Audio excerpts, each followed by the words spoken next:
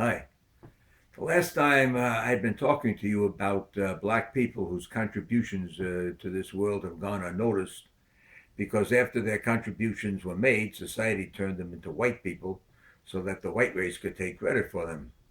Now, one of these people was the great French novelist Alexandre Dumas, the author of The Three Musketeers, The Man in the Iron Mask, and The Count of Monte Cristo. I'm going to tell you a little bit about him. He was born in France in 1802, the son of a mulatto field marshal of Napoleon, and I will talk about him later.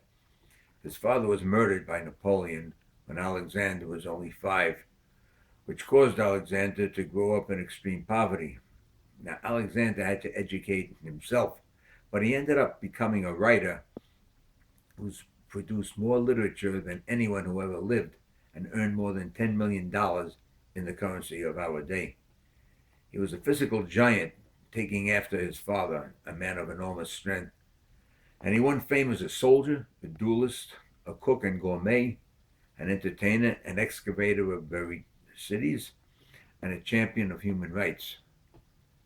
And he was also known for being an excellent shot. This enabled him to fight 20 duels and win every single one of them. Now, in the old TV westerns back in the 1950s and 60s, a gunfighter with the 9 notches on his gun was supposed to be a dangerous man. But Alexandre Dumas would have had to carry 2 guns to make room for all his notches. He took a leading part in the Revolution of 1830, and there's a story about him when he was going after some sorely needed gunpowder at Soissons.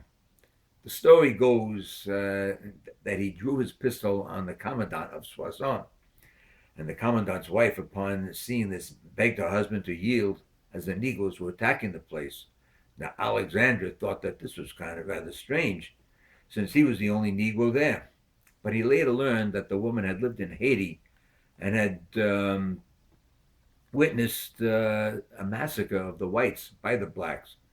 So you can chalk up her reactions to a kind of PTSD flashback of the 1800s.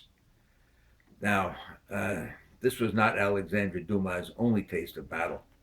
In Italy, he helped the Garibaldians in their fight for freedom against Austria, and then he gave a large sum for the excavation of Pompeii, he himself directing the work.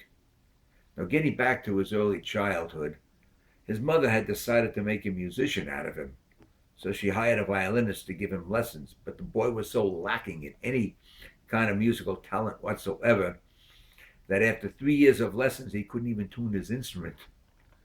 Now, as far as scholastics went, his mathematical abilities were so bad that he stopped progressing after he learned the multiplication tables.